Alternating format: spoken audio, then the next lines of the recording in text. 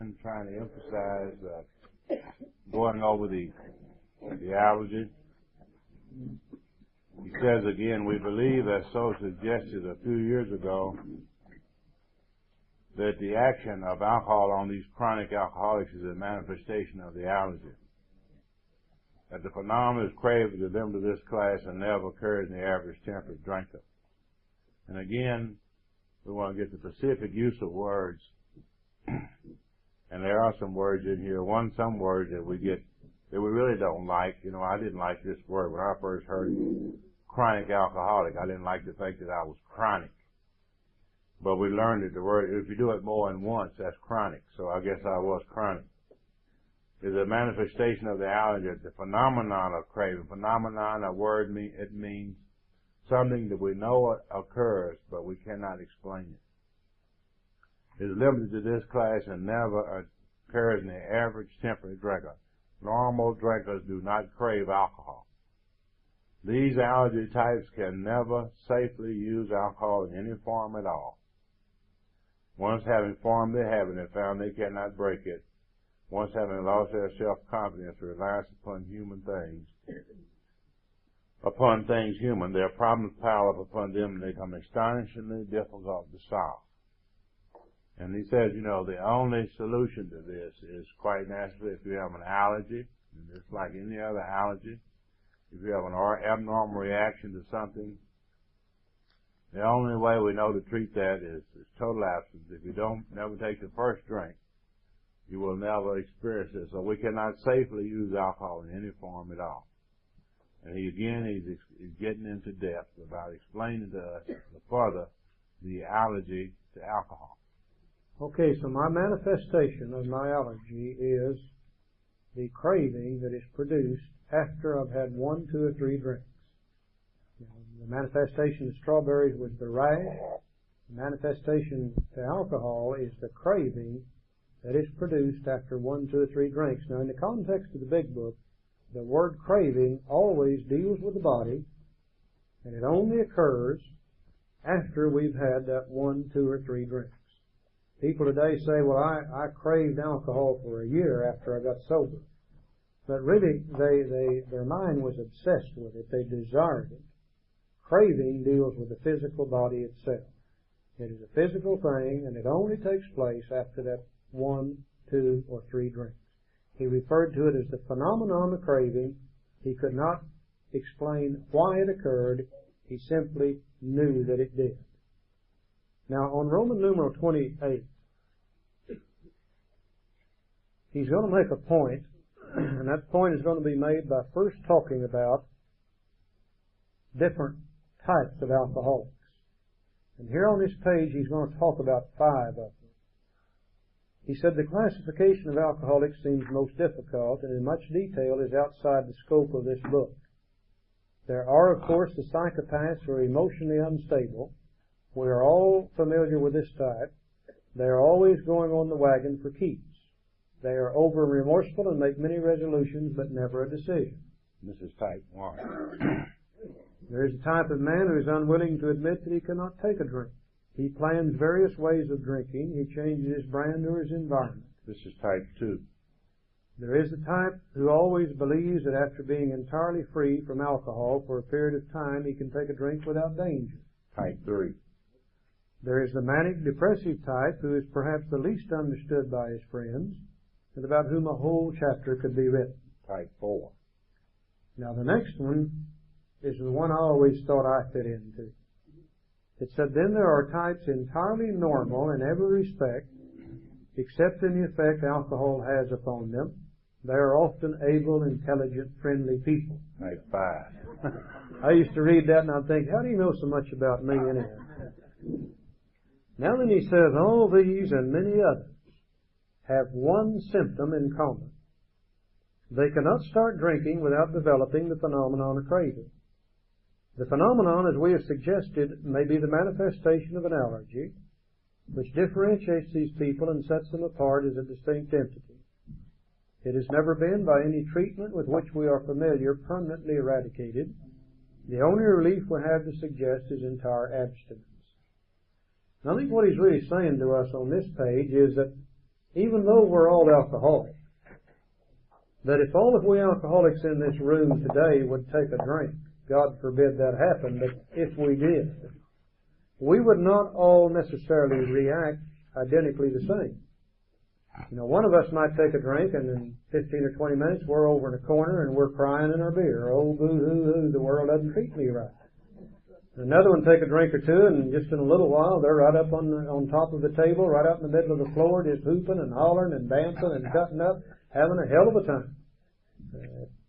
Some more of us take a drink, and in 20 minutes there'll be two of us over in the corner getting into a fight, as sure as anything.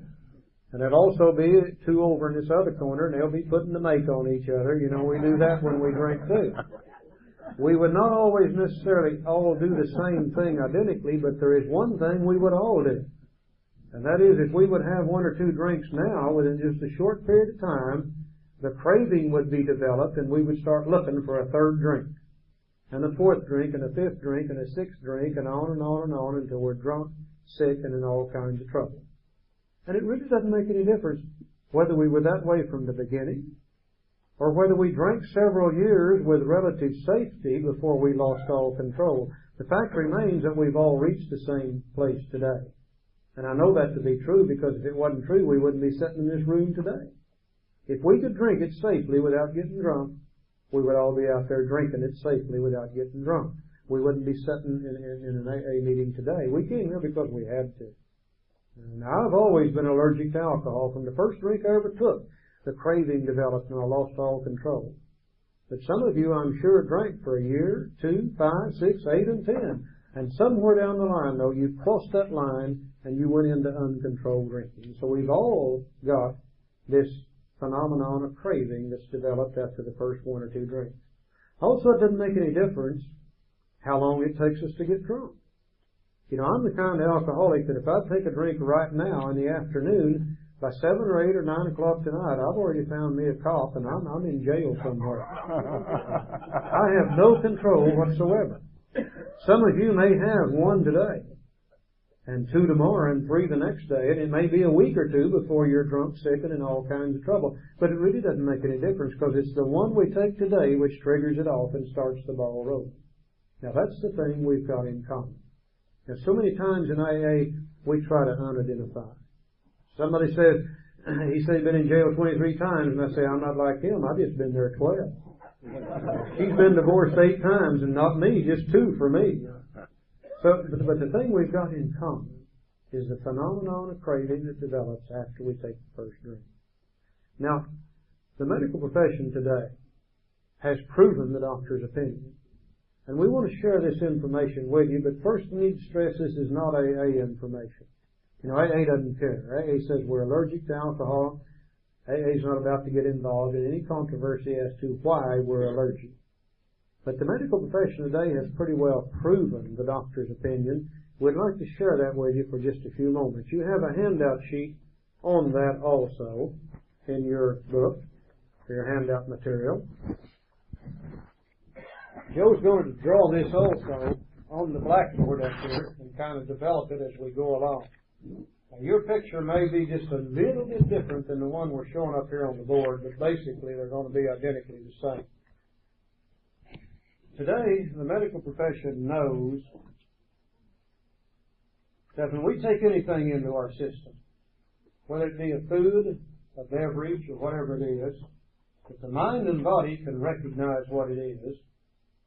The mind will signal certain organs of the body to produce some things called enzymes. The enzymes in turn attack that substance, say it's a piece of beefsteak, and they break it down, and it can be broken down into usable and unusable items. From the beefsteak we can get the carbohydrates, the proteins, the amino acids, the things necessary for life. And then the body can get rid of the unusable part through the urinary and intestinal tract. And it does that with everything we put in at given time. Now, some poisons are so deadly that they will kill us before the body can do that. But normally we metabolize things put into the body following the same sequence always. Same thing happens with alcohol. In this drawing that we have, in the center of the page are 9 people who drink safely who are at ease with alcohol. It's no problem for them. This is the normal, social, temperate drinker. But whenever they take a drink of alcohol and put it into their system, the mind and body recognizes it. The mind signals certain organs of the body. Enzyme production begins, and the enzymes attack the alcohol and begin to break it down. In the first stage, it is broken down to a material called acetaldehyde. That should be spelled A-C-E-T. It's A-C-I-D on your drawing. Acetaldehyde. In the second stage, it is broken down after a period of time into diacetic acid. In the third stage, after a period of time, it is broken down to acetone. And in the final stage, it is broken down to a simple carbohydrate, which is made up of water, sugar, and carbon dioxide. Now, the sugar is energy, calories. And the body can burn the energy and use it, and the excess it will store in the body as fat. Now, an interesting thing about this sugar and these calories, these are what they call empty calories. There's none of the amino acids, there's none of the vitamins, none of the things necessary for life, but they are calories, and they can be burned to produce energy, and that's what the body does with it. And store the excess as fat. The water will be dissipated through the urinary and intestinal tract, and the carbon dioxide will be dissipated through the lungs. Now, in the normal social drinker, this takes place at the rate of approximately 1 ounce per hour. That's the average for the normal social drinker. If they don't drink more than 1 ounce per hour, they never get drunk. Their body will metabolize, take care of, burn up, dissipate, get rid of alcohol at the rate of 1 ounce per hour. If they try to drink more than that, they get that out of control, slightly tipsy, nauseous feeling. You give a normal social drinker 3 or 4 drinks, you better look out, because they're going to vomit all over you in just a little while. But if it begins to build up in their system, then they'll go ahead and vomit. Let's look at the left-hand column. The one who is back, or he is at disease. That's all the word disease means, something that separates you from the norm. In the left-hand column, we have the alcohol. Alcoholic takes a drink, puts it into the system, the same thing begins to take place. First, it breaks it down to acetaldehyde, just like it does in the normal social drinker. Then it breaks it down to diacetic acid. Then it breaks it down to acetone. Now, in the body of the alcoholic, the enzymes necessary to break it down from acetone to the simple carbohydrate are not there in the same qualities and quantities as they are in the non-alcoholic. It will remain in the body of the alcoholic for a longer period of time as acetone. Perhaps we metabolize at the rate of 3/4 of an ounce per hour, 1/2 ounce per hour, 1/4 ounce per hour, 1/10 ounce per hour. It varies with different alcoholics. Now, the medical profession today has proven that acetone ingested into the human body that remains there for an appreciable period of time will create an actual physical craving for more of the same. In the body of the non-alcoholic, it goes through that stage so fast, the craving is never produced. But in the body of the alcoholic, it remains there long enough that it actually produces a physical craving for more of the same. Now, let's take one of our drunks. Let's say we're on the way home from work. Now, I promised my wife when I get home, I'm going to mow the grass. I've been needing to mow it for 3 or 4 weeks. It's knee high, and she's raising hell. Now, as soon as I get home, I'm going to mow the grass, but I decide on the way I'm going to stop in the bar and have 1 drink before I go home. I never did start with 10 drinks. I always started with 1 drink. I go in the bar and I order a drink, and I'm sitting there drinking that drink, and there's a guy sitting beside me, and we're visiting.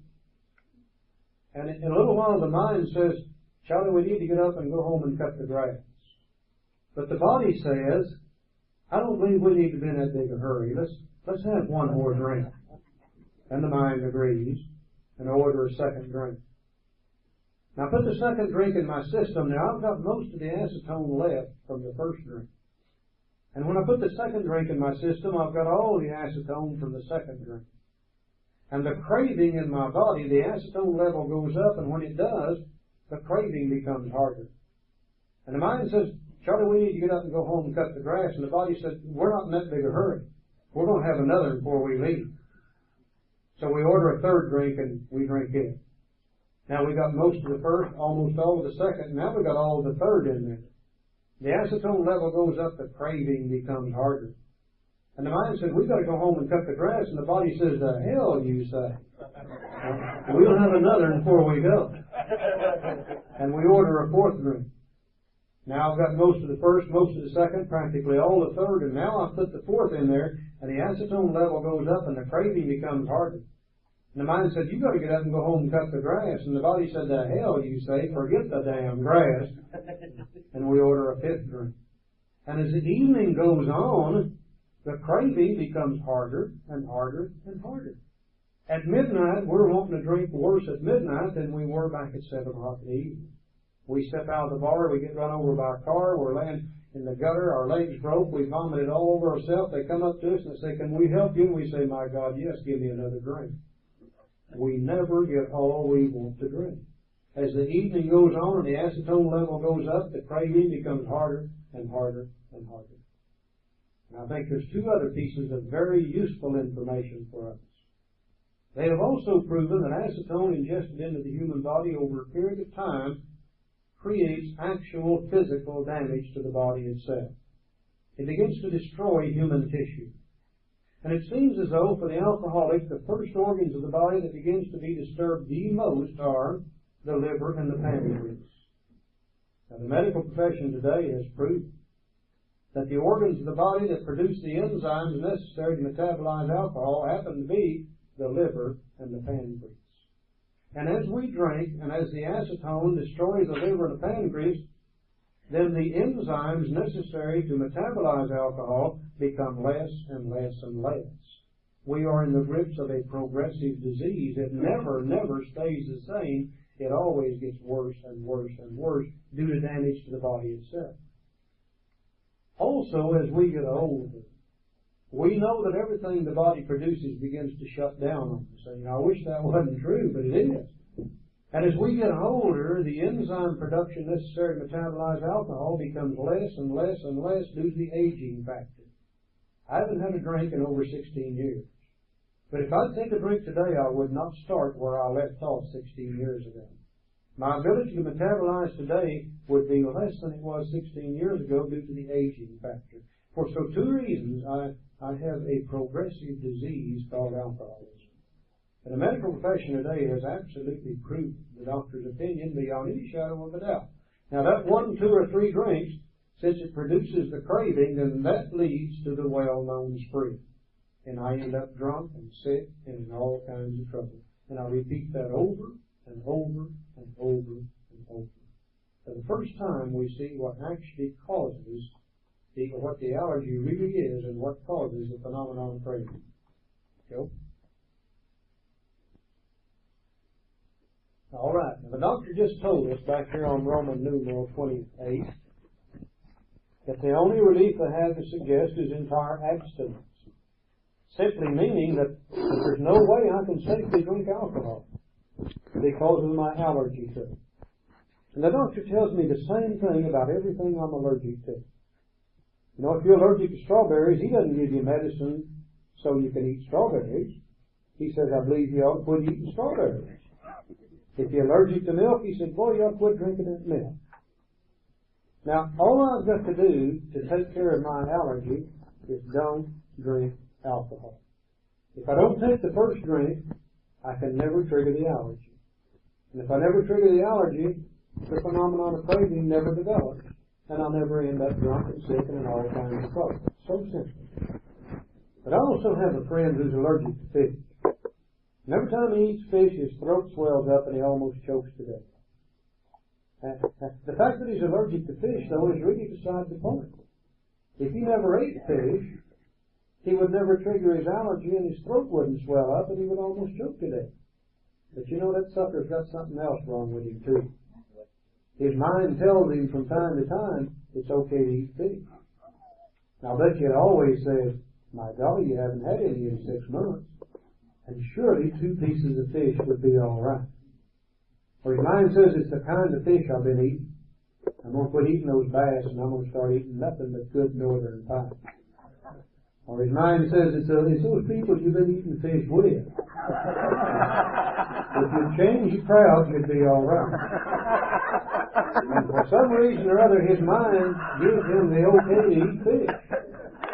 And he'll eat that fish, and then whammo, right back in the hospital he goes. I've got the same problem with alcohol. It's obvious if I didn't drink it, it can't hurt me. The only thing I've got to do is not drink. But my mind keeps telling me it's okay to drink. You see, my mind has become obsessed with the idea of drinking. An obsession is an idea that overcomes all other ideas. Everybody around me when I was growing up could tell I couldn't drink. Well, my mother could tell I couldn't drink. She said, son, you're going to kill yourself. My dad could tell I couldn't drink. My brothers could. My friends could. I always drank differently. And they always said, Charlie, you got to quit drinking. But my mind was obsessed with the idea of drinking. And my mind would tell me it's okay to drink. These other people are the ones, they don't know what they're talking about. And finally, when alcohol began to kill me, then I realized I couldn't drink, and I said, man, I'm going to quit drinking. And I quit. But after a while, my obsession was so strong, it would say, it really wasn't that bad. You've been sober 90 days, you've proven you're not an alcoholic. Surely you could have 1 or 2 now and it'd be all right. And for some reason, my mind would suddenly just go zack and refuse to remember I can't drink. And it would give me permission to drink, and then I would take the drink, and then I would trigger the allergy. So the obsession of the mind is what kept me going back and back and back and back. You remember how alcohol makes me feel. When I was a kid growing up, I was always on the outside of the crowd looking in. Nothing was ever right. I always knew that whatever I said, whatever I did would be the wrong thing. People would laugh at me and I would be rejected and embarrassed by them. And I didn't like the way I felt when I was growing up. And somebody gave me a drink of alcohol one night. And all those exciting feelings took place in my body. And all the fears and the angers and the worries and the depressions just flew out the window. And my God, I knew everything was okay. And I was allowed to dance with a girl for the first time in my life. Allowed to take a girl home from a dance for the first time in my life. Got her in the back seat of the 36 Chevrolet and did a little loving and kissing and hugging on her. And I've never been able to do that before. Alcohol did for me that night what I could not do for myself. And I loved what it did. And my mind immediately became obsessed with the idea of drinking alcohol. An idea that overcomes all ideas. So my real problem is not necessarily the fact that I'm allergic to alcohol. My real problem is my mind is so obsessed with the idea of drinking it that I can't keep from drinking it, left on my own resources. Now, Dr. Stillforth was pretty sharp. He explains this to us on the bottom of Roman numeral 26. He gives us the other side of our disease.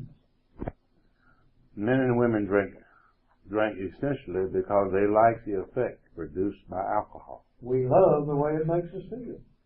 Now, some people get offended when you say, well, that's the reason we drink alcohol. They say, oh, that isn't the reason I drink it. They say, the reason I drink it is because I love the taste of alcohol. And I wouldn't argue with anybody whether they love the taste of alcohol or not. You know? I love the taste of cold beer. I always have all my life. But I also love the taste of cold mountain spring water. And I can never remember sitting down and drinking a case of cold mountain spring water. I never did do that in my entire life.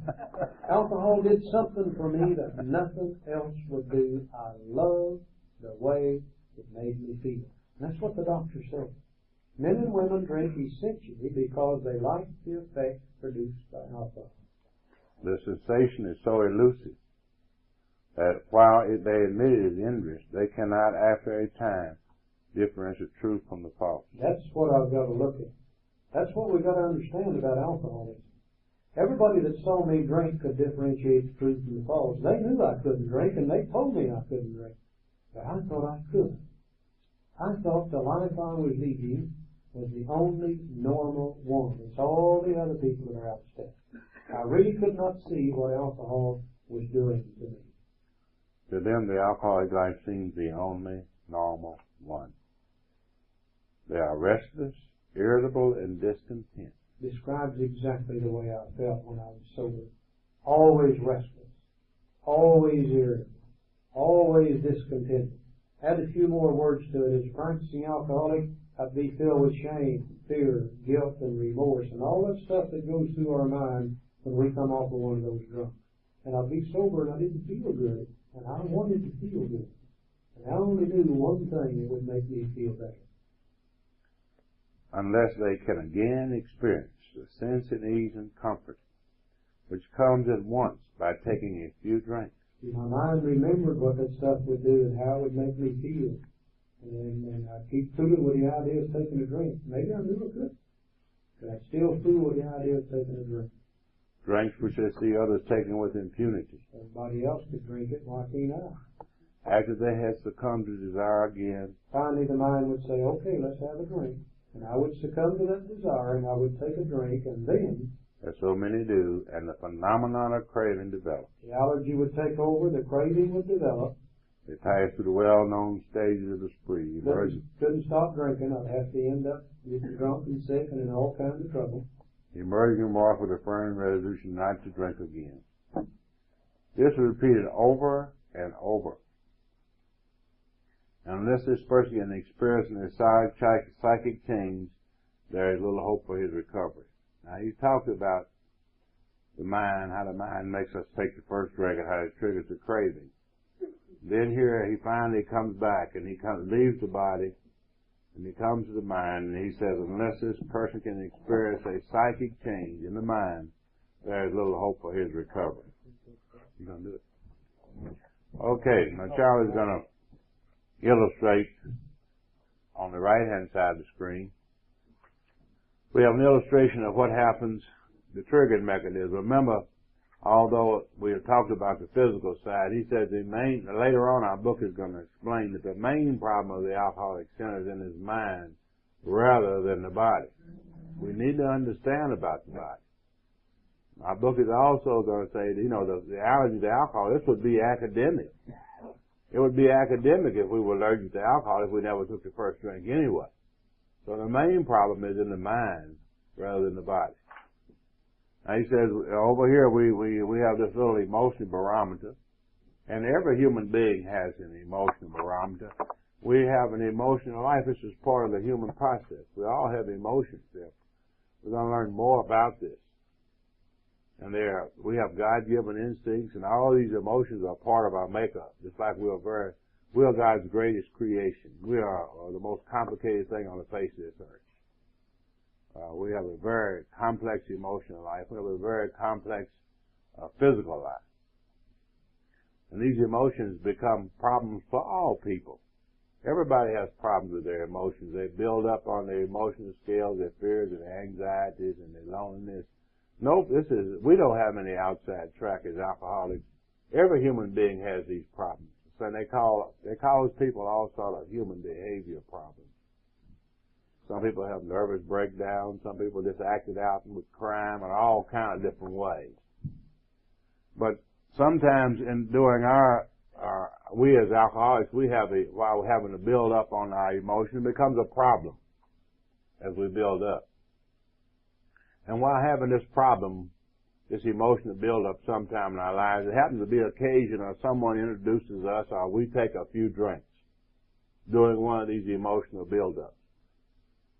And when we take these few drinks, alcohol is a downer. It's a depressing drug. It depresses our emotional build-up.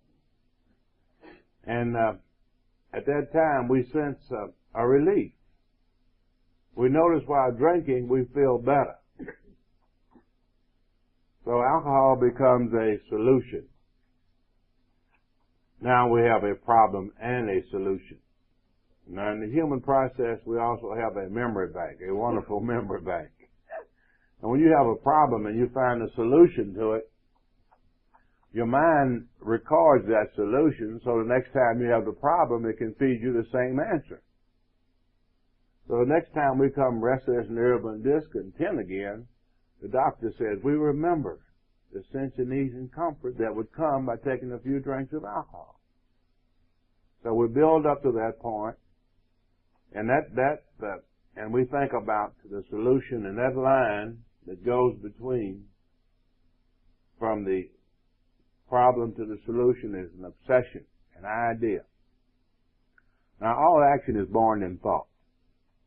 To take a drink, it would have to be preceded by the thought to drink. All action is born in thought. So when we become restless and irritable and discontent, it triggers a thought to drink. And this is an idea that overcomes all other ideas. And the thought to drink makes us reach over and take the first few drinks. As soon as we take the first few drinks, immediately when alcohol hits the system, then it becomes a physical problem because it triggers the physical allergy in the body. And the allergy produces the next drink and the next drink. And we go through the well-known spree, emerging remorseful down to the bottom of the scale as we alcoholics finish our drunk. We repeat our national anthem, I will never do that again. You know, we just repeat that over and over. Every time we come off of one, I will never do that again. And we really mean it.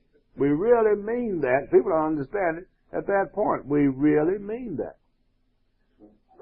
But we become restless and irritable and discontent again. Build up to that tolerance level. Each one of us has a unique build-up, a unique pressure. No two of us have the same thing. And once we reach our tolerance level, we trigger the idea to drink again. The idea to reach over and take the first few drinks again. This repeats back over in the body. Go through the well-known spree. Dr. Silkworth said this was repeated over and over and over again. Because we have a condition here of the mind setting off the body, and the body in reverse triggering the mind. Because the more the mind makes you take this first drink, you put alcohol into your system, the craving, as the chemical deficiency gets worse, the craving becomes harder over the years. As the craving becomes harder over the years, the drinking becomes harder. And as the drinking becomes harder, the more problems you got over that to re-trigger it. So the mind is destroying the body, and the body is destroying the mind. And if we get these two things together, then because of the physical allergy, we can't drink. And if we're playing a little game on the other side, because of the mental obsession, we can't quit drinking. And this is what the first step is saying. The sum total is the first step. If you can't drink because of the body, and you can't quit because of the mind, then you are powerless over alcohol. This is the first step, is to see the problem. And the exact nature of our problem, my book shows us the exact nature of the problem. And it also pinpoints where the solution would be. It says, come to believe that a power greater than ourselves could restore us to sanity. And it's obviously saying that this power, since we can't do anything about the body, that this power would have to work within the mind, restore us to sanity.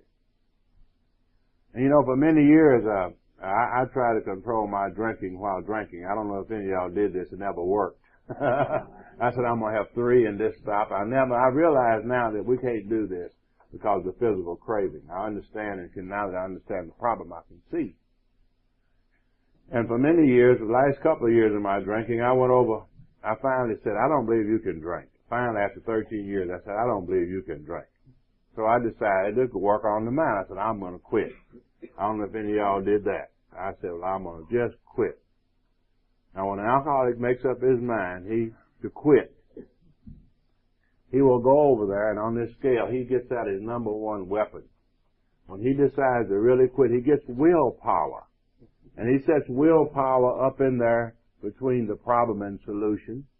And through his willpower, he just blocks the obsession to drink. Oh, I am not going to take it. And he blocks his obsession, and I blocked him for about 9 months, and finally one of them little devils got over the wheel, and I was gone. So he really can't ever be successful with willpower. But the solution is, we say, if we could live below, we could make some personality changes within our personality. If we could make some changes sufficient to recover, some minor changes in our personality, then we would never get to that point to trigger the obsession. If we never triggered the obsession, we would never take the first drink. If we never took the first drink, then we would never set off the craving in our body. So this is what this is the solution. The solution is within the mind. Once we understand the problem, then we can determine where the solution is. That's why the first step is basic to the whole rest of the program. What is the problem? And we alcoholics in Alcoholics Anonymous, we know the exact nature of our problem. See, when you go to a doctor, we say alcoholism is the only illness in the world in which the patient has to make his own diagnosis. Usually it's the professional that diagnoses and finds out what's the problem. But in alcoholism, it's the only illness in which the patient has to make his own diagnosis. And it's very hard to do, by the way. Because we said alcoholism is also the only illness that tells the patient he ain't got it. No other illness does that. That's why, that's who you can tell has got it. You know, the only way, one of the greatest symptoms of alcoholism, the number one symptom of alcoholism is the one who swears he ain't got it. He's the one that's got it. Okay. You know, if you ask one of these social drinkers, you know, you might be an alcoholic. He'll say, I might be. He ain't got it. It's the one that ain't got it's got it. A few key words here that the doctor deals with. Differentiate the truth from the false. That's right. He said we can't differentiate the truth from the false. If you can't differentiate the truth from the false, that means you believe a lie. It means you believe a lie. And that's what an obsession of the mind is. An idea that is so strong that it overcomes all ideas to the contrary and makes you believe something that's not true. It makes us believe that we can drink. Yeah. Action is always preceded by thought. My body cannot drink until my mind tells it to do that. And my mind can't tell it to drink until my mind believes it's okay to do that. That's why willpower doesn't work. In order for willpower to work, the mind's got to see something wrong with what it's getting ready to do. And if I can't differentiate the truth from the false, and I believe a lie, and I believe I can drink, then my mind sees nothing wrong with drinking. So willpower is non-existent. And I take the drink, and then I trigger the allergy. Craving. Craving, as we said before, is always a physical factor. It never occurs until we've had that 1, 2, or 3 drinks. So when we're talking about the disease, craving deals with the body, obsession deals with the mind. And if we can see where we can't drink because of the craving, and we can't stay sober because of the mind, then we can see where we have a hopeless condition of the mind and of the body. And we become absolutely powerless over alcohol. Now they can't do anything for my body.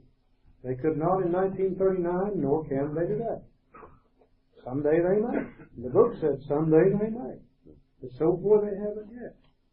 There's nothing they can do for me to let me drink safely. So the only chance I have to exist is to not drink. And in order for me to not drink, some form of recovery has to take place in my mind. There has to be some changes take place. If I continue thinking as I've always thought, then I'll keep right on drinking this way I always have. Now, Doctor talked about that on Roman numeral 27. And in that last sentence on that first paragraph, he said this is repeated over and over, and unless this person can experience an entire psychic change, there is very little hope of his recovery. And the instant he said psychic change, he went from my body, he went to my mind. If I can have some change in my attitudes of my mind, then maybe I can find a way to live where I won't be restless, irritable, and discontented. And I won't be filled with shame, fear, guilt, and remorse. And I might be able to find a way to live and be sober and be happy at the same time. You see, I could never do that before. I was always sober and unhappy, therefore I drank to change the way that I feel. And if I can find a way to be sober and happy, then I don't need to drink to change the way that I feel. He said, on the other hand, and strange as this may seem to those who do not understand, once a psychic change has occurred, the very same person who seemed new, who had so many problems he despaired of ever solving them, suddenly finds himself easily able to control his desire for alcohol, the only effort necessary being that required to follow a few simple rules. So I can see that the solution is going to be a psychic change. But the doctor didn't know how to bring this about. He just told us what we needed, but he can't tell us how to have it. So? Yes, sir. Okay, let's move into Bill's story. Now we have found the problem. Dr. Silkworth, this is what he gave to Bill and gave to the world, really. Then we have Bill's story. And we'll notice a pattern as we go through the big book, and we'll be talking about this over and over. How the big book will tell us one thing and then illustrate it for us. It has told us about the problem. Now we can see the problem in Bill's life. Yeah, we can see it illustrated, demonstrated in Bill's story. Now, if you're in a medical school or a medical setting studying a disease, I'm sure that they would take you in a classroom and teach you about this disease in an academic way, explain it to you. And then after that, then they would take you in the ward and show you someone with it. This is what Bill's story does. It actually gives an example of active alcoholism. And we can see it in Bill. So we can see that Bill was powerless over alcohol. That is really what we can determine of Bill's story. And also it says in the step 1 that our lives have become unmanageable. And we can see this demonstrated in Bill's life, the unmanageability of his life as a result that he had the allergy of the body and the obsession of the mind, so his life was unmanageable. So Bill's story fits right behind the doctor's opinion in the textbook idea to bring out and illustrate the points made and further to the reader of the big book. I think also in order to really understand where Bill's story fits into this sequence of the chapters, again, we've got to go back to 1939. We've got to remember whenever they decided to write the book, they wrote it and produced it, and it was published in 39. There was only at that time 100 people sober. And they were all in 3 little groups, and 1s and 2s, all in the northeastern part of the United States. Now, when they would deal with a new alcoholic, they would go to that person's home, at the jailhouse or the hospital or wherever they might be, and they would sit down and work with that person the same way we do today. They would sit down and tell their story. Now, that's the greatest news an alcoholic can possibly hear, is somebody else's story. They came to talk to me. They didn't talk to me about my story. They told me about their story. And what a relief that was. Everybody had already talked to me about my story. Everybody's already telling me what I need to do about my drinking. But the guy that came to see me told me his story. He didn't seem to care about mine at all. But they would do it in such a way that they would get the person interested. And that's exactly what the big book does here.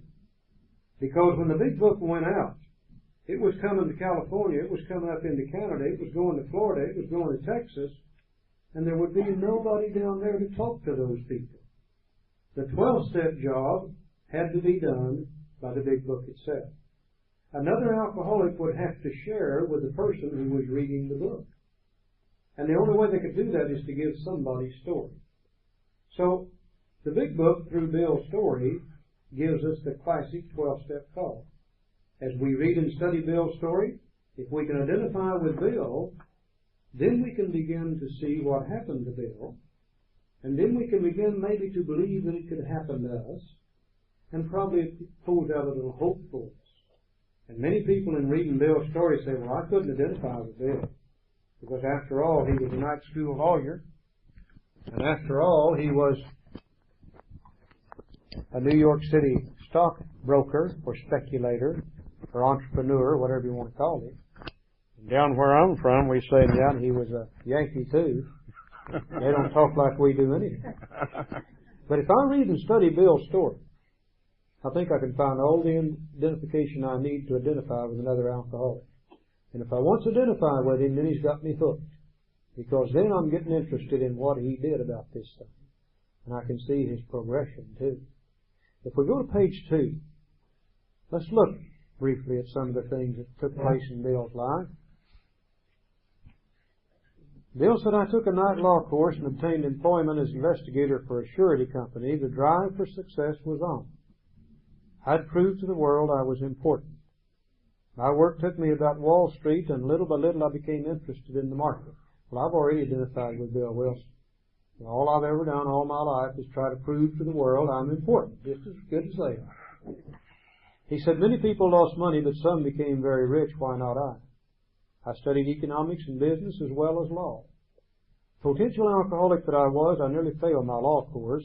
At one of the finals, I was too drunk to think or write. Though my drinking was not yet continuous, it disturbed my wife. We had long talks when I would still her forebodings about telling her that men of genius conceive their best projects when drunk. I don't have any trouble identifying with Bill Wilson. Bill said, by the time I had completed the course, I knew the law was not for me. The inviting maelstrom of Wall Street had me in its grip.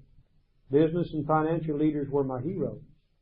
Out of this alloy of drink and speculation, I commenced to forge the weapon that would one day turn in its flight like a boomerang and all but cut me to ribbons. Living modestly, my wife and I saved $1,000. Now, Bill was a self-made man. He started out with nothing. I rightly imagined that they would someday have a great rise. I failed to persuade my broker friends to send me out looking over factories and managements, but my wife and I decided to go anyway. I developed a theory that most people lost money in stocks through ignorance of markets. I discovered many more reasons later on. Back in this era of time, the stock market was on a roll. It was on a boom. And practically everybody made money. All you had to do is just buy stocks, wait a little while, sell them, take your profit, buy some more, wait, sell them. And Bill said, hey, this is not going to last forever. Bill said, I believe what we really need to do before we invest in a stock is go look at that company.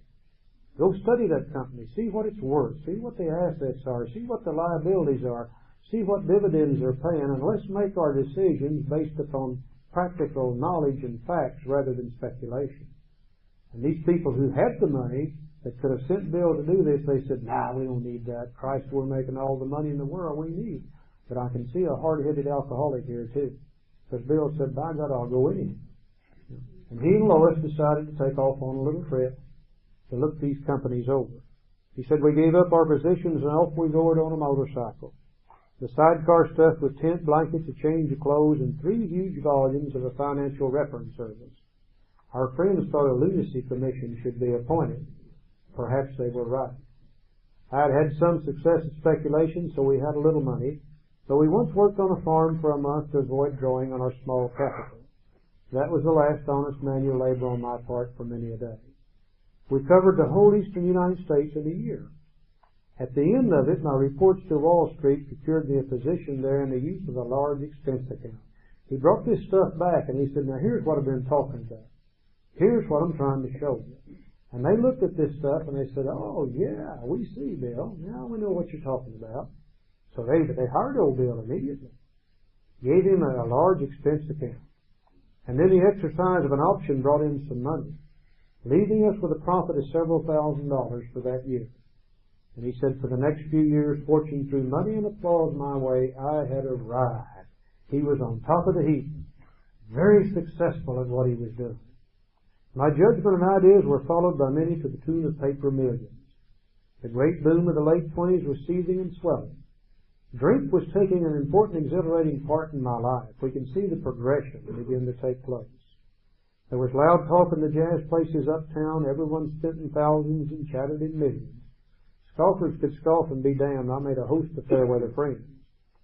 My drinking assumed more serious proportions, continuing all day and almost every night. It never stays the same. It always gets worse. The remonstrances of my friends terminated in a row, and I became a lone wolf. People began to say, Bill, you're drinking too much. Bill, you better slow down. Bill, you're costing us money. Bill, why don't you stop? Bill said, to hell with you, I'll do her my way. And he becomes a lone wolf. How many of us have that happen to? How many of us did the same thing over and over and over? There'd been no real infidelity, for loyalty to my wife, helped at times by extreme drunkenness, kept me out of those scrapes. I've always believed everything Bill wrote, but I'm not sure about that last statement. Lois, in some of her writings, tells about the night he came home half naked, and he had lost his breeches and he'd lost his shorts and everything else. Maybe he was on the blackout. Page 4. Abruptly in October 1929, hell broke loose on the New York Stock Exchange. After one of those days of inferno, I wobbled from a hotel bar to a brokerage office. It was 8 o'clock. 5 hours after the market closed, the ticker still clattered. I was staring at an inch of the tape which bore the inscription XYZ32. It had been 52 that morning. I was finished, and so were many friends. The papers reported men jumping to death from the towers of high finance. Well, that disgusted me. I would not jump. I went back to the bar. My friends had dropped several millions since 10 o'clock. So what? Tomorrow was another day, and as I drank, the old fierce determination to win came back. How many of us have done the same thing?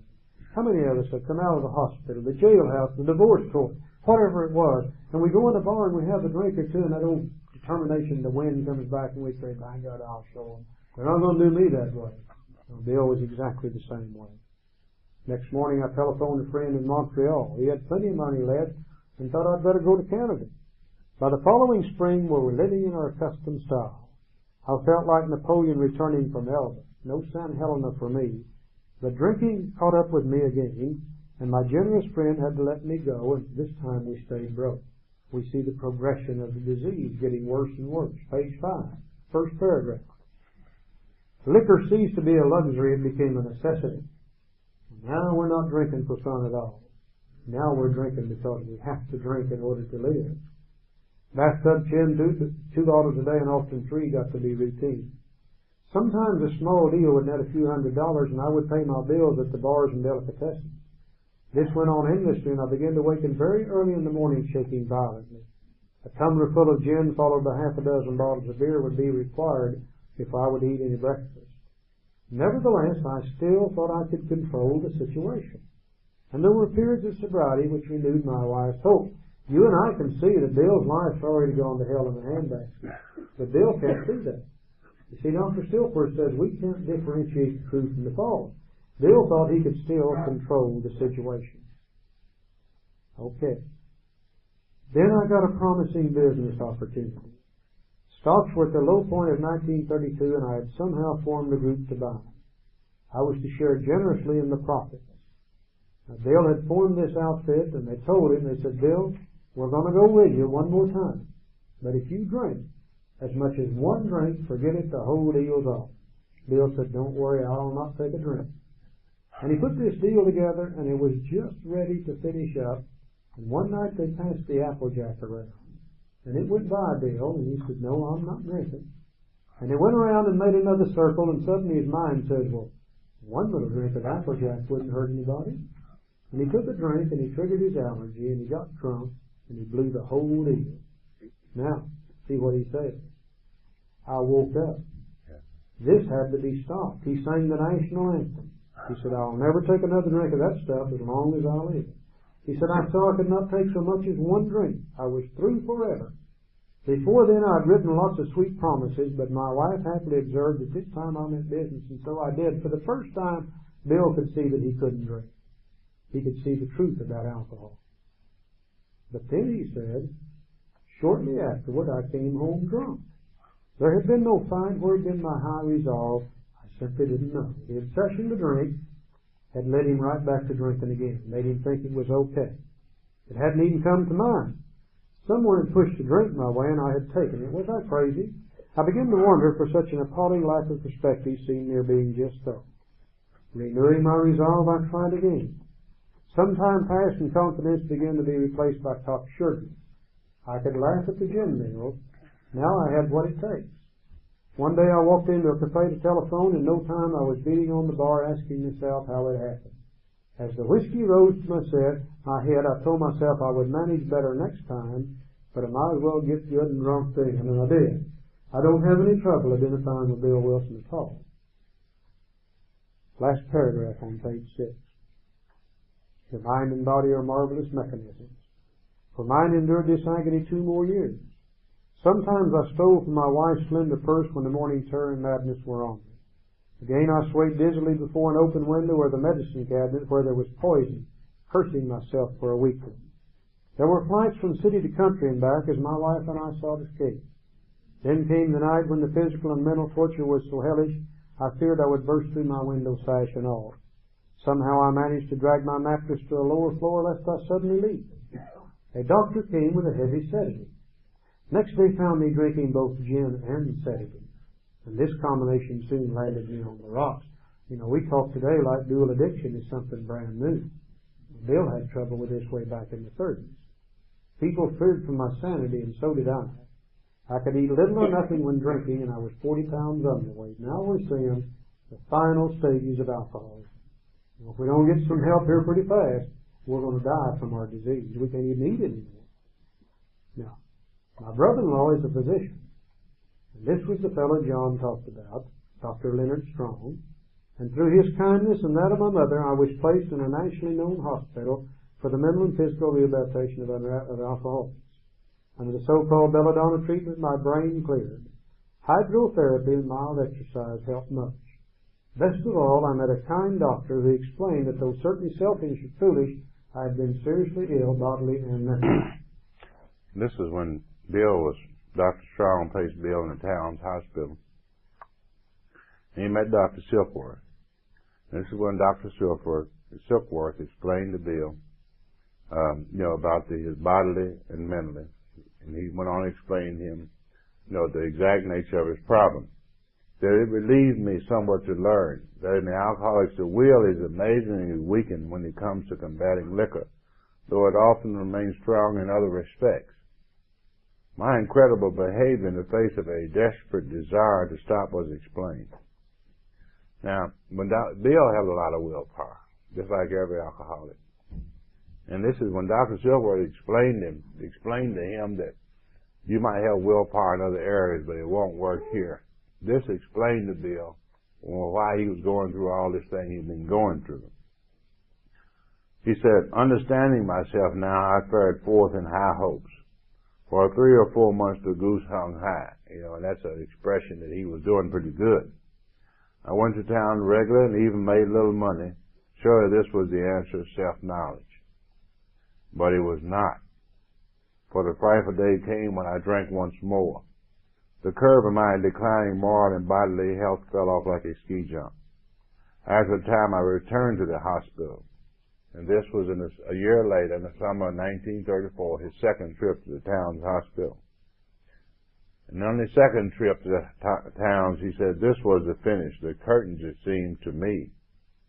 My weary, despairing wife was informed of it all in heart failures or delirium tremors. And he heard Dr. Silkworth talking to Lois, and he said, this is it, said that he's on his last leg, and I would develop a wet brain perhaps within a year. And we really don't realize how sick Bill was. I mean, he was a real alcoholic. He wasn't just a little bit alcoholic.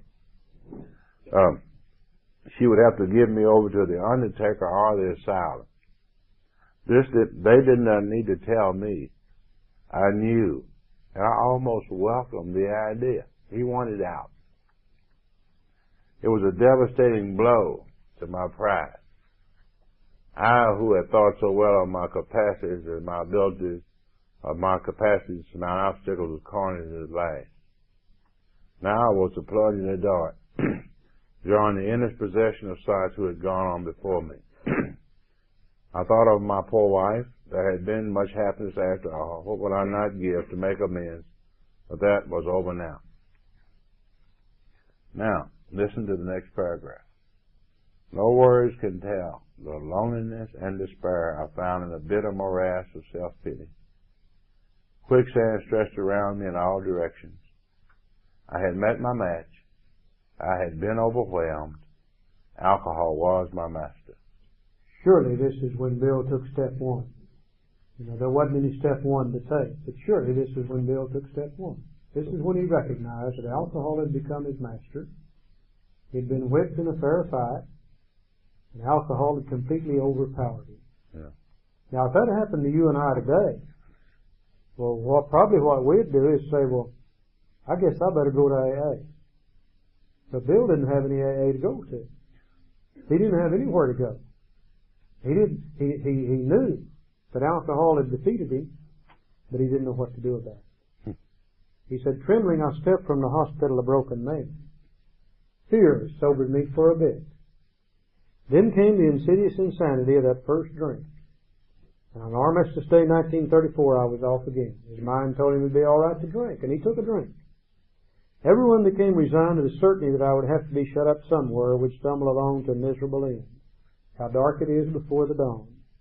In reality, that was the beginning of my last debauch. I was soon to be catapulted in what I like to call the fourth dimension of existence. I was to know happiness, peace, and usefulness in a way of life that is incredibly more wonderful as time passes. Near the end of that bleak November, I sat drinking in my kitchen. With a certain satisfaction, I reflected there was enough gin concealed about the house to carry me through that night and the next day. My wife was at work.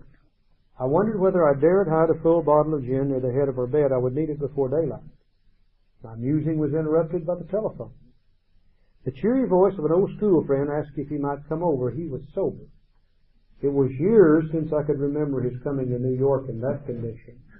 Now, he and Ebby used to drink together, and he never saw Ebby in New York sober. And Ebby sober. And Bill said I was amazed. Rumor had it that he had been committed for alcoholic insanity. I wondered how he had escaped. Now, in those days, they didn't have the treatment centers like we got them today. Those few they did have, you had to have money or you had to know somebody to get in them. What they used to do with people like us is they would haul us before the judge, and the judge would commit us to the state insane asylum for alcoholic insanity. And Bill had heard that had happened to Eddie, but it had not happened to Eddie. And Bill said, I wondered how he had escaped. Of course, he would have dinner, and then I could drink openly with him. Unmindful of his welfare, I thought only of recapturing the spirit of other days. There was that time we had chartered an airplane to complete a jag. His coming was an oasis in this dreary desert of futility, the very thing an oasis. Drinkers are like that. The door opened, and he stood there, fresh-skinned and glowing. There was something about his eyes. He was inexplicably different what had happened. I pushed a drink across the table, and he refused it. Disappointed but curious, I wondered what had got into the fellow. He wasn't himself. Come, what's all this about? I queried. And he looked straight at me. Simply but smilingly, he said, I've got religion. Damn, I'm glad that didn't happen in my kitchen. I don't know what I would have done. But here's what Bill did. Bill said I was aghast. So that was it. Last summer, an alcoholic crackpot. Now I suspected a little cracked about religion. Yeah, he had that starry-eyed look. Yes, the old boy was on fire all right. But bless his heart, let him rant. Besides, my gin would last longer than his preaching. But he did no ranting. In a matter-of-fact way, he told how two men had appeared in court persuading the judge to suspend his commitment. They had told of a simple religious idea and a practical program of action. That was 2 months ago, and the result was self-evident. It worked. And this is, Bill had, we can see in Bill's story, well, he had been to the towns, and Dr. Silkworth had given him the problem. And even though he had taken step one, he had admitted after leaving the hospital on the second trip, he accepted step one, that he was powerless over alcohol, and his life was unmanageable. But he had the problem, but he didn't know where to turn. Now, when Ebby walked into Bill's kitchen, Ebby brought him these other two pieces of the puzzle, which we're going to discuss this week. Ebby brought him a simple religious idea, which became step two, and a practical program of action, which became the recovery program. So Ebby brought him the other two pieces of the puzzle. And he said that was 2 months ago, and the result, it had worked. He could see the evidence that this had worked. Ebby, as Roland went to see Dr. Carl Jung. He got the solution from Dr. Carl Jung. And Dr. Carl Jung told Roland the solution was a vital spiritual experience. And as Roland came back to New York, he got in the Oxford groups to use their program to bring about this vital spiritual experience. And he found his recovery. And he heard about a guy he heard about Ebby, and Ebby was about being committed to this insane asylum. And he went and persuaded the judge to turn Ebby over to him. So the judge gave him Ebby, and he took Ebby to his house, and he kept him for a couple of weeks and got him back on his feet. Then decided he would carry Ebby back into the Oxford group, who was at Sam Shoemaker's mission. He took Ebby into New York City, and Ebby was there working in the mission with these other Oxford group members. And during the day, they didn't have much to do there. The people come in the night, they would feed them, and these Oxford group members were helping others try to promote their recovery and staying there at the mission. And Ebby used to mess around at Wall Street too, so during the day he had nothing to do, and one day he went to walk down around Wall Street and he heard about Bill's plight. They had told him what happened to Bill, so he said, I believe I'll call him up and see if he's interested in this thing I got. So when Ebby walked into the kitchen, he brought Bill the solution, and he brought him the plan, program of action of how to find this solution. And so actually this is where the three pieces of the puzzle came together in Bill's kitchen. And the book says he had come to pass his experience along to me if I cared to have it. I was shocked, but interested. Certainly I was interested. I had to be, for I was hopeless. He talked for hours. Childhood memories rose before me. I could almost hear the sound of the preacher's voice as I sat on still Sundays way over there on the hillside. There was that proffered temperance pledge I never signed. My grandfather's good-natured contempt of some church folk and their doings. His insistence that the spheres really had their music, but his denial of the preacher's right to tell him how he must listen. His fearlessness as he spoke of these things just before he died.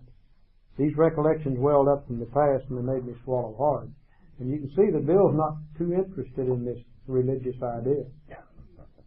You know, his ideas, a lot of it come from his grandfather. His grandfather raised him.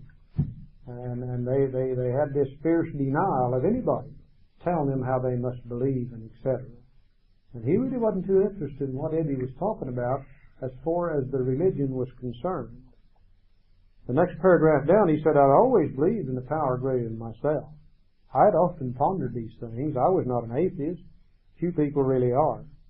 For that means blind faith in the strange proposition that this universe originated in the cipher and aimlessly rushes nowhere. My intellectual heroes, the chemists, the astronomers, even the evolutionists, suggested vast laws and forces at work. Despite contrary indications, I had little doubt that a mighty purpose and rhythm underlay all.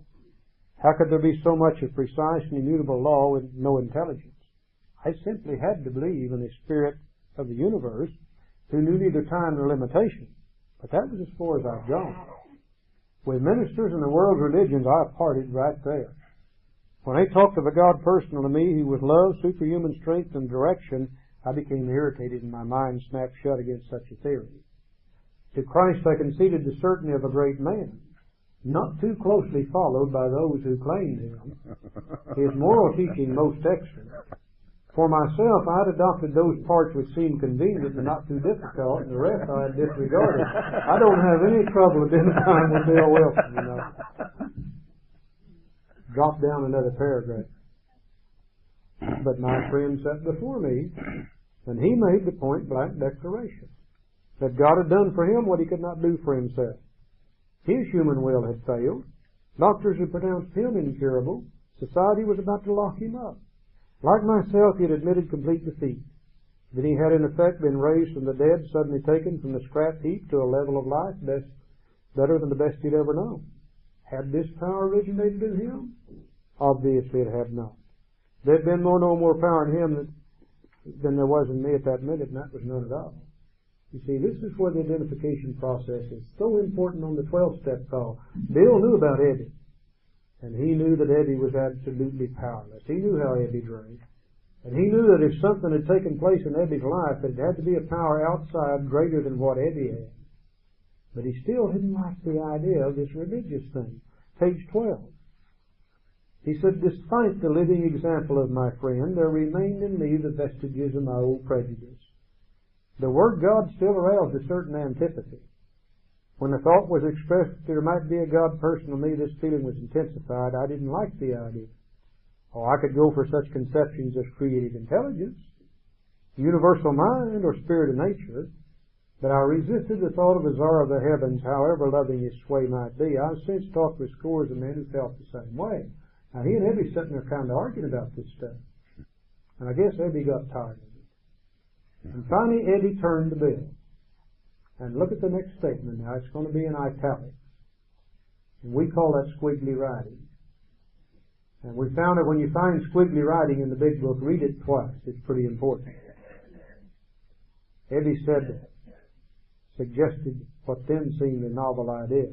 He said, Well, why don't you choose your own conception of God? In effect, he said, Bill, what are you arguing about? He said, what difference does it make? Whether it's the world's ministers, or whether it's God, or whether it's the universal mind, or spirit, nature, or Yahweh, or Mohammed, or Confucius, or whatever you want to call him. He said, why don't you just choose your own conception of God? Now, the instant he said that, he changed from religion to spirituality. You see, religion tells you how you must believe. Spirituality says you can believe in the way you want to. The only thing necessary is to believe. And he said, why don't you just choose your own conception of God? And Bill said, that statement hit me hard. It melted the icy intellectual mountain in whose shadow I lived and shivered many years. I stood in the sunlight at last. It was only a matter of being willing to believe in a power greater than myself. Nothing more was required of me to make my beginning. I saw that growth could start from that point. Upon a foundation of complete willingness, I might build what I saw in my friend. Would I have it? Of course I would. And this is where Bill came to believe, when he was able to use his own conception. This is when he took step 2. This is when he came to believe in a power greater than himself could restore him to sanity. This was before step 2, but obviously you can see him coming to believe right here. So thus I was convinced that God is concerned with us humans when we want him enough. At long last, I saw, I felt, I believed. Scales and pride and prejudice fell from my eyes, and a new world came into view. Now, Bill immediately began going to Oxford group meetings with Eddie, doing his best to apply this practical program of action in his life that Eddie had brought to him, doing his best to find this power greater than he was. But we know on our Armistice Day he had started drinking, and he had triggered his allergy, and he couldn't stop. Sometimes he'd go to an Oxford group meeting drunk, and sometimes half drunk, and sometimes they'd try to throw him out. And one night Eddie was there, and they were going to throw Bill out, and he took Bill and another guy named Tex in the kitchen and gave him a sandwich and coffee. And Eddie said Bill went back out and gave the damnedest testimonial you ever heard in your life. Finally, Bill got all the way down. Finally, he got all the way down, and back in the hospital we go again, page 13. Third time. At the hospital I was separated from alcohol for the last time. Treatment seemed wise, for I showed signs of delirium tremens. There I humbly offered myself to God as I then understood him to do with me as he would. I placed myself unreservedly under his care and direction. I admitted for the first time that of myself I was nothing, that without him I was lost. This is where Bill took step 3. He didn't know he was because he didn't have a step 3, but it's evident that's what he was doing. He said, I ruthlessly faced my sins. Step 4. And became willing to have my newfound friend take them away root and branch. I had not had a drink since. Step 6 and 7. My schoolmate visited me, and I fully acquainted him with my problems and deficiencies. Step 5 with Eddie. We made a list of people I'd hurt or toward whom I felt resentment. Step 8. I expressed my entire willingness to approach these individuals, admitting my wrong. Never was I to be critical of them. I was to write all such matters to the utmost of my ability. Step 9.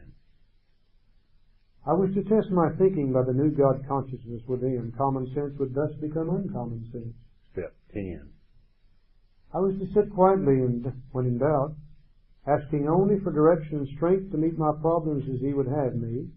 Never was I to pray for myself except as my request bore on my usefulness to others. Then only might I expect to receive, but that would be in great measure. Step 11. My friend promised when these things were done, I would enter upon a new relationship with my Creator, that I would have the elements of a way of living which answered all my problems. Step 12. We would have a spiritual experience as a result of these steps. Belief in the power of God, plus enough willingness, honesty, and humility to establish and maintain the new order of things were the essential requirements. Simple, but not easy. A price had to be paid. It meant the destruction of self-centeredness. I must turn in all things to the Father of life who presides over us all. The poor old alcoholic, in order for us to recover, we've got to give up the two things that we hold nearest and dearest to our heart. Number one is alcohol, and number two is self-centeredness. Simple, but most certainly not very easy. Bill said these were revolutionary and drastic proposals. But the moment I fully accepted them, the effect was electric. There was a sense of victory followed by such a peace and serenity as I'd never known. There was utter confidence. I felt lifted up as though the great clean wind of a mountaintop blew through and through. He didn't feel it blow. He said he felt lifted up as though it blew through and through. God comes to most men gradually, but his impact on me was sudden and profound. And Bill thought he was going nuts. He said, for a moment I was alarmed and called my friend the doctor to ask if I were still sane, and he listened in wonder as I talked. And finally he shook his head saying, something has happened to you I don't understand, but you better hang on to it. Anything is better than the way you were. Now I don't think any of us really understand what happened to Bill that day, but we know that was about December the 10th or 11th of 1934. And we know that Bill didn't die until January of 1971. And we know that he never had to take another drink of alcohol as long as he lived. Something profound took place in Bill's life that day in the town hospital as the result of the practical program of action which had been brought to him by Ebby from the Oxford group. As John read in the history today, that Bill had wrote his story in chapter 2, and he had this showing it around before the earlier chapters he wrote on the book. And actually we can see as he had written Bill's story that he actually had recovered as a result of the steps. Now remember, if we look at the rewriting of the book, we can see that the Bill's story was written 12 months before the 12 steps were written. But we can see Bill recovered as a result of the steps in Bill's story. And he wrote these down a year before he wrote the steps. But he recovered as a result of the steps. Later on, as he wrote Bill's story, as he wrote how it works, he was able to reflect back that night on the steps that he had taken. And he would write down the steps. These are the steps that we have taken. And he was able to write down these steps for us. But we can see in Bill's story where he had taken the steps in order to have this spiritual experience in the town's hospital.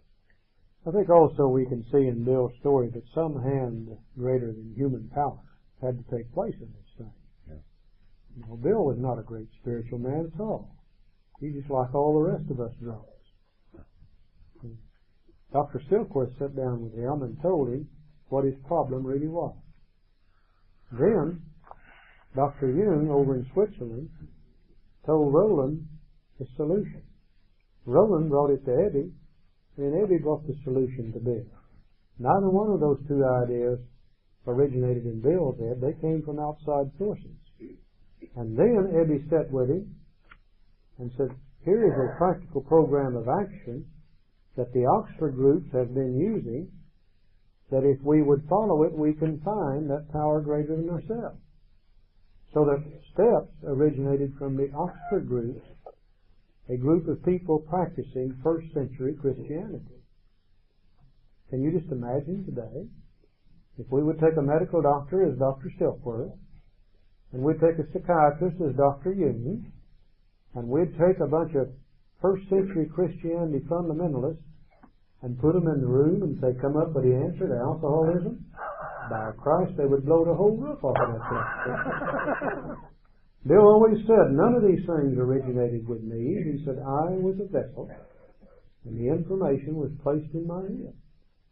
So somebody somewhere had to do this for us. Now, I'm quite sure that it probably was a power greater than we are that got tired of seeing alcoholics die. And then I also got to stop and think. Bill originally came from Vermont. Ebby came from Vermont. Roland H. came from Vermont. And when Bill got to visit with Dr. Bob, to his amazement, he found out Dr. Bob came from Vermont also. All of them within just a few miles of each other in the state of Vermont. Too many coincidences here. There had to be something greater than we are to put it together to start with. I believe we ought to quit. Let's have dinner and we'll hopefully see you all tonight.